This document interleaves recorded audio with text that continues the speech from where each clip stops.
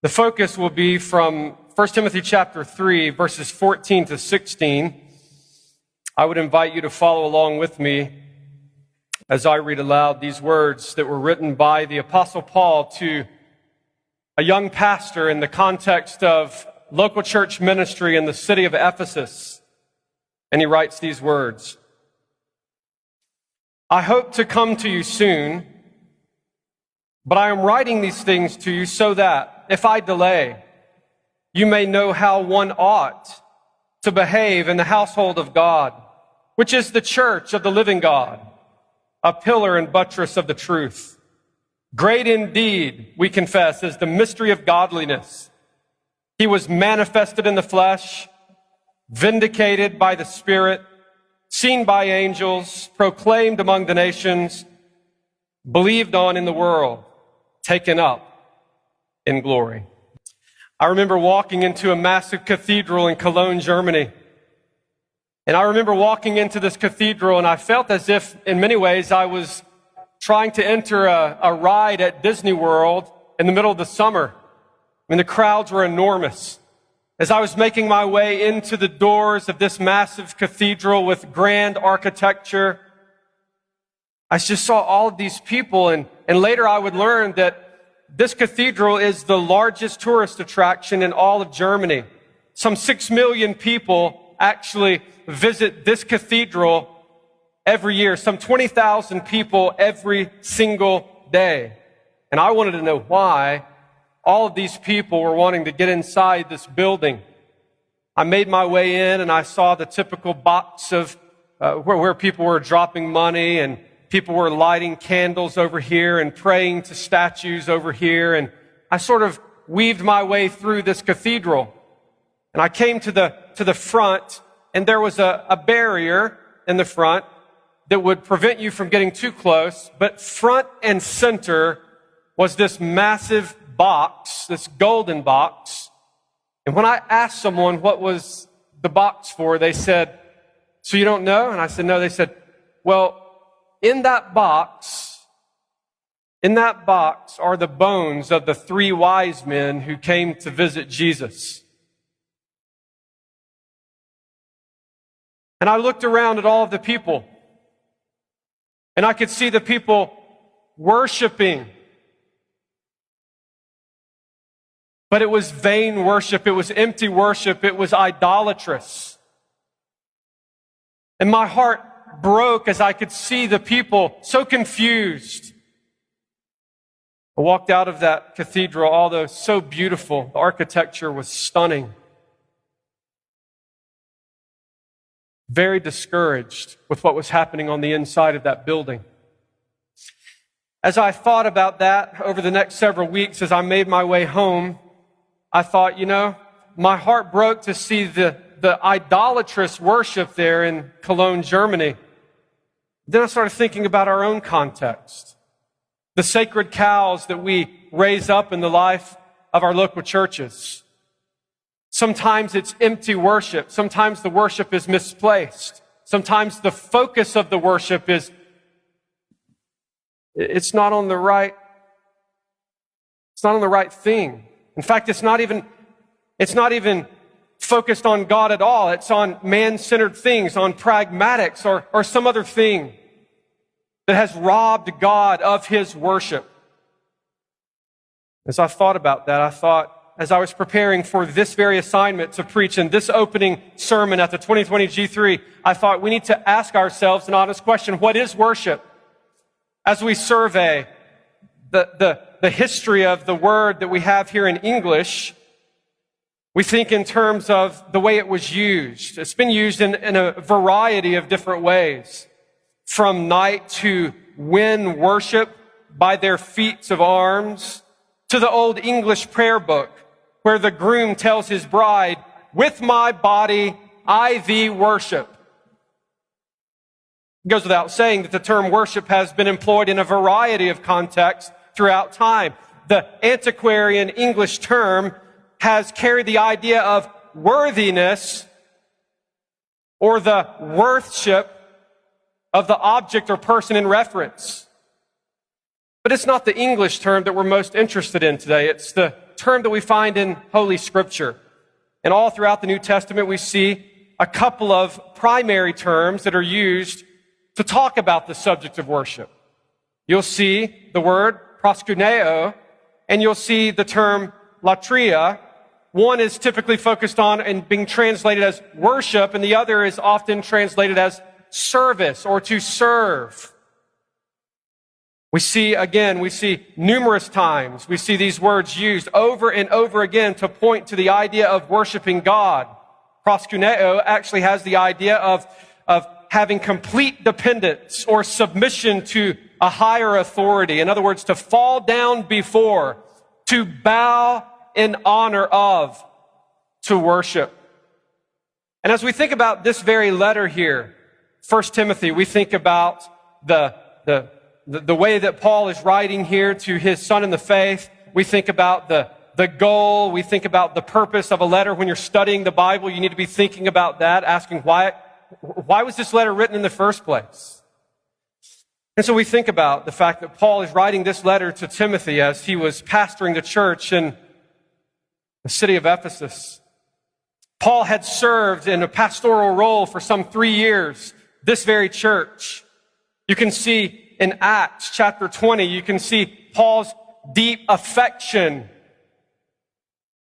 for this church. And he warned this church, he warned the elders of this church that there would come attacks from within to destroy this very church. Paul would seek to encourage this church even from prison. And as we see in these letters, these pastoral epistles, we see that Paul is trying to establish something. He's trying to talk about the functionality of the church. He's talking about the worship of the church. He's talking about the way that the church should function, should operate. The ebb and flow, if you will, of all of the aspects. Unfortunately, if you look at church history, you will see that many of the things that Paul warned this church about and warned the elders of this church about came to fulfillment. And as we look at this very text, we have to remember, as he's talking about in these very verses, I want to come to you soon, but if I delay, I want to write these things to you, Timothy. So in essence, we have, in these very words, we have the purpose of this entire letter. Paul is saying, this is why I'm writing this letter to you, so that you would know how you should conduct yourself, how you should prepare yourself so that you can prepare others, so that you can lead others. And then this is what the church should know, Timothy. So as we think about these words, I want to make application to us in this room, and I want us to think about the fact that the culture is consistently seeking to deform the church's worship. The culture is committed to causing the church to go off course, off center. And so it is the calling of the pastor to step out in front and to reform what the culture seeks to deform.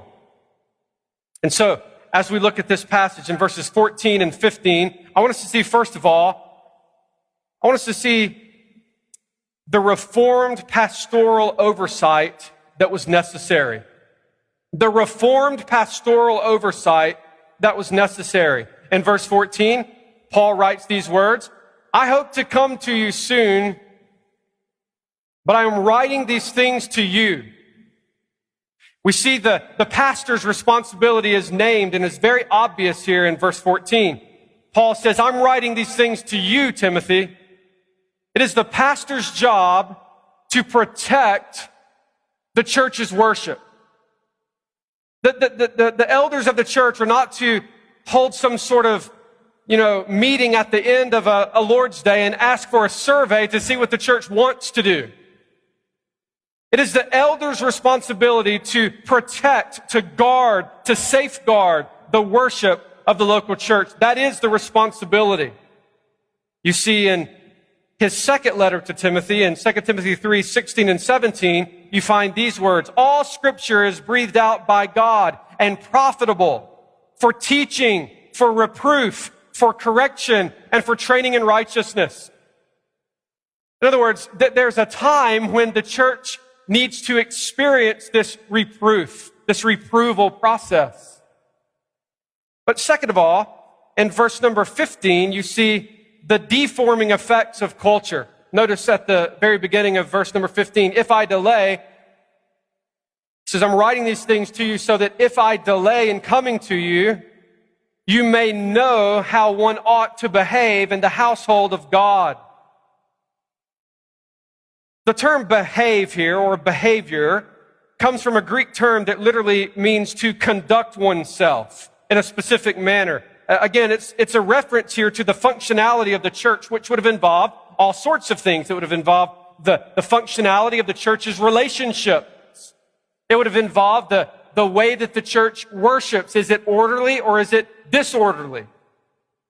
And so all of that was in view, as Paul says, you need to make sure that you understand how the church ought to behave. So apparently something was off center. Apparently something wasn't just right. Maybe that's what Paul had heard. Something wasn't exactly right. Something wasn't proper in some specific area of the functionality or the worship of the church. And so he says, Timothy, you need to know how the church should behave itself, how the church should function, how the church should operate. And so we see these very things in this very tension or this emotion and this affection and this intensity in the words of Paul. As we think about worship, we need to ask ourselves an honest question.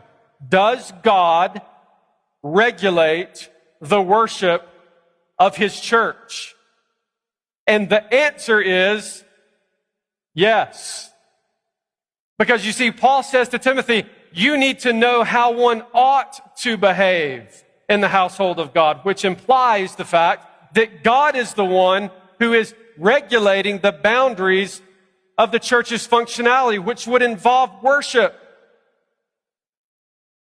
When we think about worship, oftentimes there are about 3 different principles that would summarize the church's approach to worship. One would be what we might call the inventive principle, or the imaginative principle, which would have the idea that whatever you want to imagine, just do it in worship.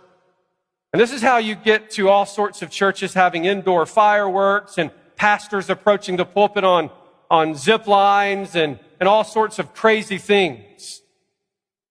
And then there's another principle known as the normative principle, which claims that unless God forbids it, then it's proper and it's permitted. And then there's another principle, which is known as the regulative principle, which claims that we should only approach God in worship in the way that He has clearly described such worship in the pages of Holy Scripture, which is God's sufficient word, which is God's inerrant word, which is the authoritative message of God to His people. And so, at the very beginning of this conference, this entire weekend on worship, I want to lay out this idea, this clear point that God is regulating how your church worships Him.